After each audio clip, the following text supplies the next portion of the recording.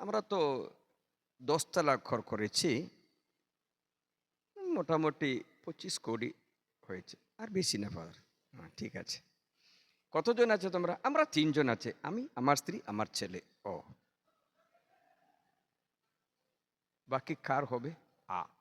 Father, আমরা একটু সবার সামনে যেন একটু গর্বিত হই। দেখো, আমরা একটা স্ট্যান্ডার্ড লোক আছে, ঠিক আছে? মানে হচ্ছে পার্থিব জীবন ঠিক করে দিয়েছে। কত খুশিতে খেলেও এতটুকু মাত্র খেতে পারে, কারণ পেট এতটুকু আছে। তুমি রসালো শসালো খাদ্য খাও, কাঁচা লঙ্কা বেটে একটু নুন পেঁয়াজ দিয়ে ভাতও খাও,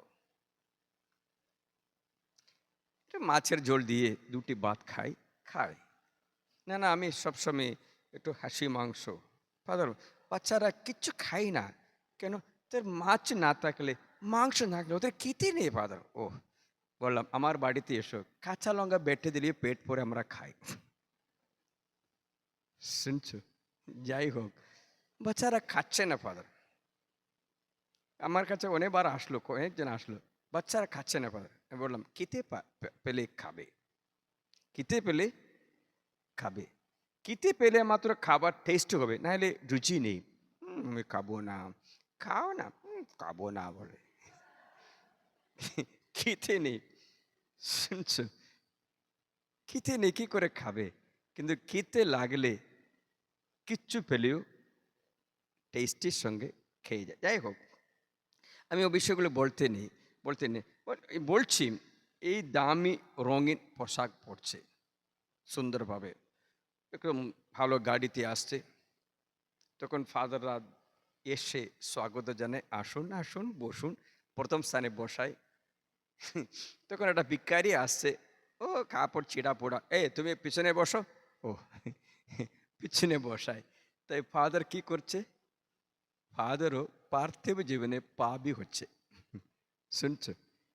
মানুষের মহত্ব তার কাপড়েরও সম্পত্তির উপরে নয়।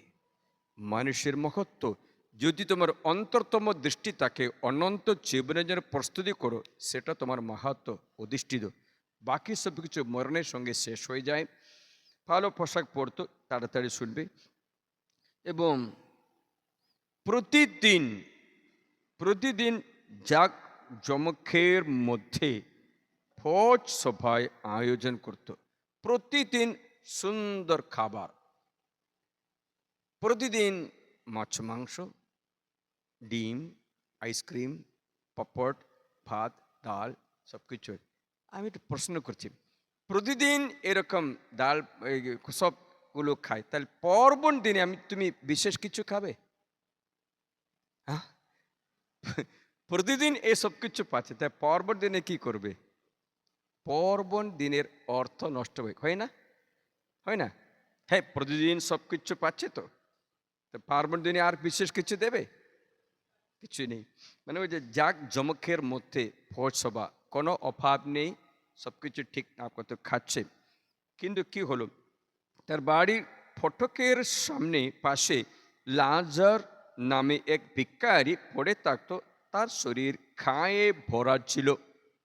দুঃখ বেদনার এক ব্যক্তি, রোগগ্রস্ত এক ব্যক্তি, দরিদ্র জীবনযাপনের ব্যক্তি, অভাবের একজন, খায়ে ভরা শরীর, মানে হচ্ছে সহনের ভরা এক ব্যক্তি, সহন করা এক ব্যক্তি।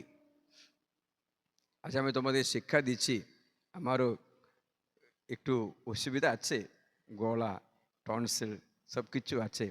যাই হোক, আমি চিন্তা করছি, যদি শিক্ষা না দাও আমার মনে কি করে শান্তি হবে? যে সত্যগুলো আমি জেনেছি, আপনাদের না জানালে কালকে ঈশ্বর আমাকে বকবে না? বকবে না? তার জন্য জানায়, শান্তিতে শুনে নিজের জন্য যা দরকার তা বেছে নেবে। মনে রাখবেন, এই ধনী মানুষ ভালো মতো খেয়ে বিশ্রাম করলো, ঠিকই, অসুবিধা নেই, অভাব নেই, পাপও নেই, এগুলো পাপ কিছু করে না। ব্যক্তি সাধারণ নর্মাল ব্যক্তি আছে, পাপ করা কোনো কথা বাইবেলে বলছে না। কিন্তু এই লাজর সেই ধনী টেবিল থেকে খাবার যে টুকরোগুলো পড়তো তা খেতে আকাঙ্ক্ষা করতো, কুকুরেরা পর্যন্ত এসে তা খাচ্ছে খেত। মানে ওই ধনী মানুষ বলছে তুমি থাকো, যেটা খাবারগুলো যে দিচ্ছে টেবিল থেকে কিছু পড়ে যায়, কিছু খাবারগুলো ওটাও খাচ্ছে। টেবিল থেকে খেলেও, টেবিল থেকে পড়ে যাওয়া খেলেও কিতে মেটায়? শুনছো? শুনছো? তুমি ভালো খাদ্য খেলেও, সাধারণ খাদ্য খেলেও কিতে তো মেটায় না? মিঠাই তো মিঠাই। লাশার কিতে মিঠিয়ে ওখানে পড়ে থাকতো। তা সখন অনেকটা অনেক গভীর ছিল। এই সখন সখন করতে করতে সে একদিন মারা গেল। মারা যাবার পরে কথাটা শুনবে। মারা যাবার পর কি হলো? এবং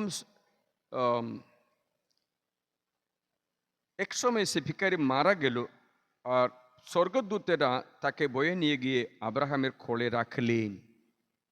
মানে হচ্ছে এখন পরিস্থিতি উল্টা, অনন্ত জীবন এখানে শুরু করে। আমরা এই অনন্ত জীবনের বিষয়ে কিচ্ছু শুনে না, কিছু জানি না বা জানতে চাই না। আমরা চিন্তা করি মরণ পর্যন্ত ঠিকঠাক থাকতে। শুনছো? মরণের পরে আমরা কিচ্ছু জানতে চাই না। শুনছো? এই ধনী মানুষ তার মরবার আগে লাসার মারা গেল।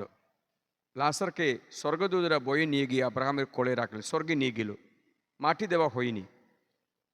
মানে হচ্ছে সেই পার্থিব জীবনে প্রস্তুতি করে একটা সাধু হয়ে গেল। বুঝতে পারছিলে? আমার প্রশ্ন এটা, তুমি আজকে মরে গেলে কোথায় যাবে, স্বর্গে বা নরকে? পার্থিব জীবন আপনাকে আমাকে দিয়েছেন যেন পবিত্র হওয়ার জন্য। তা পবিত্রতা যদি না থাকে, পরের জীবন কালি হয়ে শূন্য হয়ে। যাই হোক, ধনী মানুষ মরলো, কি হলো? ধনী মানুষও মরে গেল, ধনীও মরল এবং তাকে খবর দেওয়া হলো। পাতালে ভীষণ যন্ত্রণায় আক্রান্ত হয়ে সে চোখ তুলে বহু দূর থেকে আব্রাহামকে তার কোলে লাজরকে দেখতে পেল। তাই জোর গলায় বলে উঠল, হে পিতা আব্রাহাম, আমার প্রতি দয়া করুন, লাজরকে পাঠিয়ে দিন, যেন সেই আঙ্গুলের ডগাটুকু জলে ডুবিয়ে আমার জিহ্বা জুড়িয়ে দেয়, কারণ এই আগুনের শিক্ষায় আমি ভীষণ যন্ত্রণা পাচ্ছি। কথাটা এখানে শ্রদ্ধারজনক। মানে শয়তান বিভিন্ন রাজ্য বানায়, ঈশ্বর তার রাজ্য বানায়। ঈশ্বরের রাজ্যে বাইবেল বলছে আনন্দে পূর্ণতা। লাজর প্রবেশ করলো। শয়তানের রাজ্যে পার্থিব জীবন সুখ, মরণের পরে কিছু বাকি নেই। মনে রাখবেন, মরণের পরে জীবন অনন্ত কোটি বৎসর আছে। ঈশ্বর তুলনা করতে সমুদ্রে কত কত ফোঁটা জল মেপে মেপে আমাকে গুনে গুনে বলো, এক ফোঁটা জল 100 বছরের সমান। তাহলে অনন্তকাল কত আছে আপনার ভাবতে পারো। সেটা যদি আমরা নরকে যেতে হই, নরক রাজ্যে প্রবেশ করছি, শয়তানের রাজ্যে থেকে থেকে শয়তানের সঙ্গে চলে যায়, তাহলে এই ধনী মানুষের অবস্থা কালকে তোমারও আমারও হতে পারে। তা বিভিন্ন রাজ্য স্থাপন করে, ভিন্ন রাজ্য আপনারা আপনাদের কর্ম দ্বারা নির্ণয় করতে পারো আপনি কোন রাজ্যে অধিকারী হয়েছে, স্বর্গরাজ্যে বা নরক রাজ্যে। নরক রাজ্যে প্রবেশ করা ব্যক্তির কথাগুলো বাইবেল বলছে। আপনার নাম এই লিস্টে আছে নাকি দেখবে, আমি লিস্টে পড়ছি। হ্যাঁ, নরকের রাজ্যে যাওয়া ব্যক্তির কথাগুলো।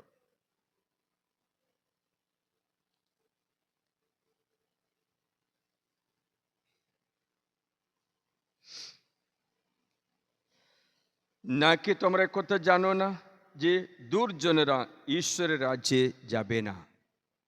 কারা দুর্জন?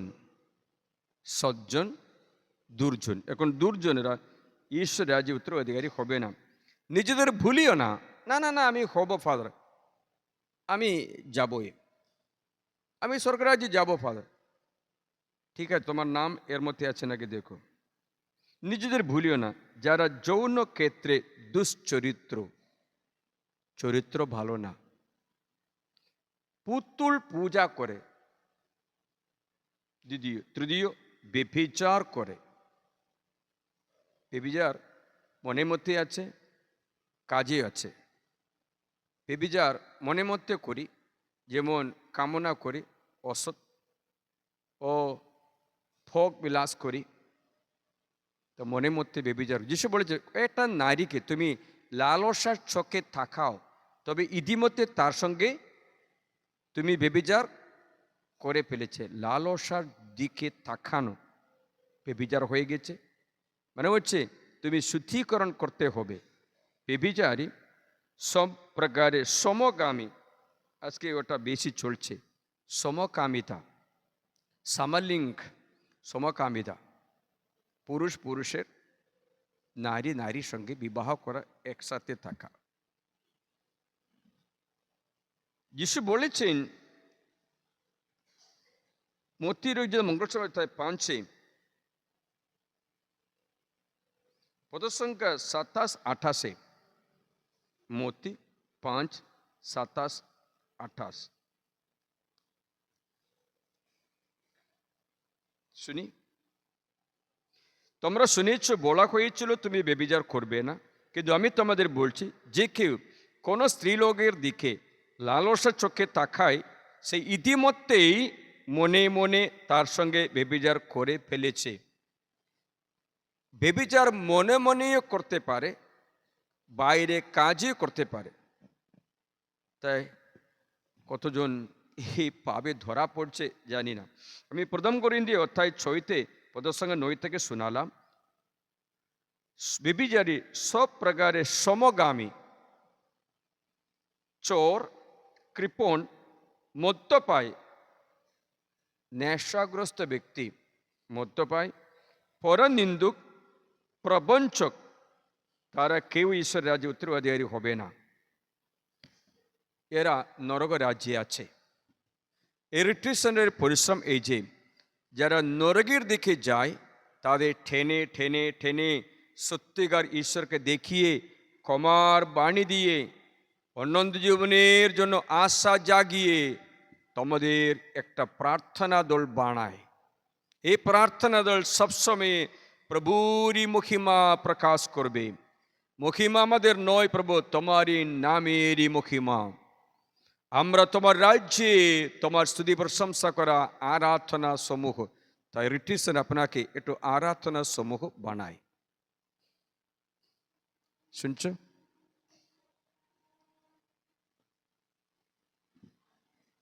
হালেলুয়া, জয় যিশু।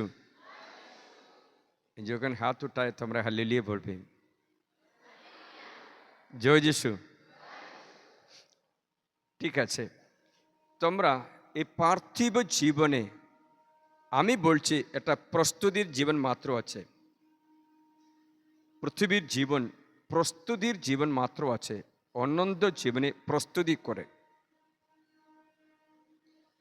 তাই নিজের জন্য সবকিছু করে অনন্ত রাজ্য, অনন্ত স্বর্গরাজ্য আমরা রিসার্ভ করতে যেন পারি, তার জন্য প্রার্থনা করি। বাবেল মিনার এই দৃষ্টান্ত আছে নরক রাজ্যের। শয়তানের রাজ্য ঈসাইয়া 14 তোমাদের শোনালাম, শয়তানের রাজ্য। কিন্তু যিশু বলেছেন মন পরিবর্তন করো, সময় পূর্ণ হয়ে গেছে, ঈশ্বরের রাজ্য দরজা আমি খুলে দিচ্ছি, ঈশ্বরের রাজ্যের দরজা খুলে দিচ্ছি, প্রবেশ করো। মার্ক 1:15। ঈশ্বরের রাজ্যে, ঈশ্বরের রাজ্যে প্রচারে যিশু বলেছেন রোগীদের নিরাময় করো,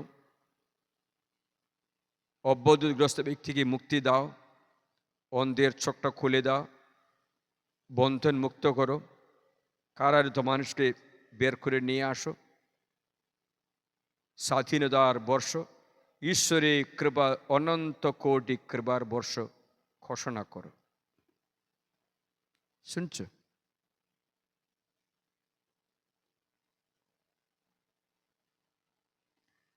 মানে হচ্ছে এক দুষ্ট ব্যক্তি কখনো এটা সাধু হতে পারবে, এক পাপী কখনো এটা সাধু হতে পারবে একটাই, সে যদি তার ভুল বুঝিয়ে, প্রভু পাপ করেছি, কিন্তু আমি তোমাকে গৌরব আরোপ করি, তোমার রাজ্যে আমাকে প্রবেশ করতে দাও। তেমনই একটা প্রার্থনা পাপীকে সাধু করে দেয়। তার জন্য আমি তোমাদের বললাম, তুমি ঈশ্বরে বিশ্বাস করো ঠিকই, কিন্তু সেটাতে সম্পূর্ণ নয়। বিশ্বাস করে ঈশ্বরের স্বভাবটা কোথায়, চরিত্র কীরকম। খ্রিস্ট যিশুতে দেখো, একটা দোষও কেউ খুঁজতে পারছিল না। যিশুকে বিচার করার সময় সানহেদ্রিনের সঙ্গে ইহুদের সংঘ তাকে সভা মধ্যে দাঁড় করিয়ে অনেক প্রশ্ন করলেন, ঠিকই উত্তর দিল। তারা কোনো মতো তাকে ধরা ও বিচার করতে পারছে না বলে তারা পন্তীয় পিলাতের কাছে সঁপে দিল, ওকে তুই মেরে ফেল। পিলাত বিচার করে দেখল, তারপরে বলল, ইনার মধ্যে আমি কোনো দোষ খুঁজে পাচ্ছি না। তখন তারা বলল, দোষ না থাকলে কি করে আমরা ওকে আপনার কাছে নিয়ে আসব? ঠিক আছে, আবার বিচার করি। আবার বিচার করে তখনও বলছে, আমি ওর মধ্যে কোনো দোষ খুঁজে পাচ্ছি না। তারপরে সে বলল, ঠিক আছে, এ তো গ্যালিলিও থেকে, তাহলে হেরোদ রাজার আমলে আছে, উনার কাছে পাঠায়, উনি যেন বিচার করে, আমি আমার হাত ধুয়ে দিয়েছি। পিলাত হাত ধুইল, হেরোদের কাছে পাঠালো, হেরোদ বিচার করে দেখলো, বলল ইনার মধ্যে কোনো দোষ নেই। মানে হচ্ছে তুমি বিশ্বাস করো ঈশ্বরের মধ্যে কোনো দোষ কেউ খুঁজে পাচ্ছি না। আবার পাঠালো পন্তীয় পিলাতের কাছে, সে বিচার করে দেখলো, পরে বললো আমি ওনার মধ্যে কোনো দোষ খুঁজে পাচ্ছি না। 4 বার তাকে বিচার করা হলো, তবুও কোনো দোষ খুঁজে আর পারছিল না। যখন মঙ্গল সমাচারে 18 অধ্যায়ে এবং 19 অধ্যায়ে এর বিষয়ে বলছে, 18 অধ্যায় পথ 38 এবং 39, ইনার মধ্যে আমি কোনো দোষ খুঁজে পাচ্ছি না। 19 অধ্যায় পথ 4, ইনার মধ্যে আমি কোনো দোষ খুঁজে পাচ্ছি না। আবার পন্তীয় পিলাত বলছে 19 অধ্যায় 7 পথে, আবার পন্তীয় পিলাত বলছে আমি ওনার মধ্যে কোনো দোষ খুঁজে পাচ্ছি না, কেন ওকে শাস্তি দেব?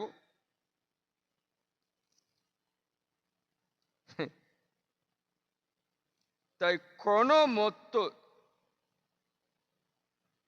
তার মধ্যে কোনো দোষ নেই। যিশু নিজে চ্যালেঞ্জ করেছেন, আমার মধ্যে একটা দোষ দেখিয়ে দিন। এরকম চ্যালেঞ্জ করে একটা মাত্র দেবতা, একটা মাত্র ভগবান, একটা মাত্র ঈশ্বর জগতে এসেছে। যিশু নিজে পাবলিকের সামনে চ্যালেঞ্জ করে বলছে, তোমাদের মধ্যে খেয়ে পাপের বিষয়ে আমাকে দোষ লাগাতে পারে। যখন মঙ্গল সমাচারে অধ্যায় 8 স্মরণ করবি, পদ 46, 46 কিরকম বলে? 46 লেখা আছে, যিশু চ্যালেঞ্জ করে, তোমাদের মধ্যে কেউ আমার মধ্যে একটা পাপ দেখাও। মানে হচ্ছে অনুগ্রহ মাত্র বের হয়ে সবসময়, যেমন চন্দন কাটে কোড়াল দিয়ে মারলেও, কত গভীরে মারলেও সুখন্ত মাত্র বের হয় না? যিশু চ্যালেঞ্জ করে বলছে, তোমাদের মধ্যে কে পাপের বিষয়ে আমার মতে পাপ আমাকে দোষী বলতে পারো? কেউ নেই। তো নির্দোষ, নির্দোষ, কোনো দোষ নেই, কোনো নোংরা, কোনো পাপ, কোনো মিথ্যা কথা, কোনো কিছু তার মুখে নেই। স্বভাবে নম্র, বিনীত। তৃতীয় হচ্ছে পাপীদের ও দণ্ড দিচ্ছে না। আমাদের প্রভু যীশু খ্রিস্ট কাউকেও বিচারও করে না, বিচার করে না। বিচার করে তুমি দোষী পাপী বলবে না। তার জন্য কোনো পাপী মানুষ যে কোনো মুহূর্তে সাধু হতে পারবে। যখন মঙ্গল সমাচারে মনে করছে অধ্যায় 12 পদ দয়া করে 48, 47 এবং 48, 12 47 এবং 48 তোমার এই বচন সবাইকে প্রচার করবে। শোনাচ্ছি, আর কেউ যদি আমার কথা শুনিও পালন করে না, তাহলে আমি নিজে তার বিচার করব এমন নয়। ঈশ্বরের বাণী মেনে চলে না, পাপ করে চলে, আমি বিচার করি না। হ্যাঁ, এ সুন্দর ভগবানকে কোথায় পাবো? বিচার করি না, দোষী বলছে না। কারণ জগতের বিচার করার জন্য নয়, জগৎকে পরিত্রাণ করার জন্য আমি এসেছি। বিচার করার জন্য নয়, পরিত্রাণ করতে, পাপীদের পুণ্যবান করতে আমি এসেছি। যারা আমার কথা শুনে তাদের দণ্ডমোচন আমি দিচ্ছি, তাদের দণ্ড আমি নিজে নিচ্ছি। কিন্তু বাইবেল বলছে, হ্যাঁ শুনবে, যে আমাকে পরিত্যাগ করছে, প্রত্যাখ্যান করে আর আমার কথা অগ্রাহ্য করে, তার এক বিচারক আছে, আমি নই। বিচারক আছে। কারা? কে তো বিচার করবে? কে? যিশু বিচার করে না বলছে, তাহলে কে করবে? যে বাণী প্রচার করেছি শেষ দিনে সেই বাণী তার বিচার করবে। এই বাইবেল বিচারক। ঈশ্বরের পবিত্র বাইবেল আপনার বিচারক, ঈশ্বর নয়। দিয়ে একটু আপনার হাতে দিচ্ছি। তার জন্য আমি চেষ্টা করছি বাইবেল প্রিন্টিং করে আমাদের ছেলে মেয়েদের এই বই খাতা দিতে। প্রিয়জন, সবাই একটা বাইবেল কিনে নেবে। তুমি তো দুটো বাইবেল কিনেছ, ভালো, এটা উঠে দেখাও, বাইবেলটা দেখাও, দাও আমাকে একটা। প্রিয়জন, আমাদের বিচার করা ব্যক্তি কেউ নেই, বিচার করা মাপকাঠি এই পবিত্র বাইবেল আছে। এই বাইবেল আমাদের বিচার করে, এই বাণী। তাই আপনি এই বাণী পড়ে আপনাকে সাধু বা পাবি, পুণ্যবান বা নরকবাসী স্বর্গবাসী আপনি নিজে বলতে পারবে। শুনছ তো? সবাই একটা বাইবেল কিনবে, কিনে পড়বে। আমার ইচ্ছা আছে এখান থেকে অডিও রূপে পুরা বাইবেল অডিও করে শোনাতে, যেন আমরা শুনতে যেন পারি। একদিনের জন্য না, 1 বছরের মধ্যে বাইবেল পড়া শুনলেও ভালো, শোনাতে যেন পারি, ভালো না? মানে হচ্ছে ঈশ্বর বিচার করে না কাউকেও, আপনাকেও আমাকেও নয়। বিচারক বাইবেল বাণী আছে, সেটা আপনার হাতে আছে। তাহলে আপনি এই পৃথিবীতে বিচারককে বহন করে চলছ। আপনাকে দণ্ড বা দণ্ডমোচন দেওয়া ব্যক্তি বাইবেল বাণী আপনার হাতে আছে। যাই হোক, ঈশ্বরের স্বভাব মতে এতটুকু জানিয়ে আর বেশি বলবো না, কারণ আমি সময় দেখিনি। তোমাদের খাবারের জন্য পাঠায়, খেয়ে তাড়াতাড়ি বিশ্রাম করবে। কালকে সকালে উঠব, 5:30টাতে এখানে প্রার্থনা শুরু করব। 6টার মধ্যে জপমালা সব প্রার্থনা শুরু করে আমরা ঈশ্বরে সম্মান করি। প্রভাতে উঠে প্রার্থনা করে ব্যক্তি আশীর্বাদ পাবে বলে বাইবেলে লেখা আছে। সকালে উঠে প্রার্থনা করা, প্রজ্ঞা পাবে। যাই হোক, আমরা শুরু করছি। আশীর্বাদ করি পিতা, পুত্র, পবিত্র আত্মার নামে। যে খাদ্য গ্রহণ করতে যাচ্ছি সেটা যিশুর নামে আশীর্বাদ করি।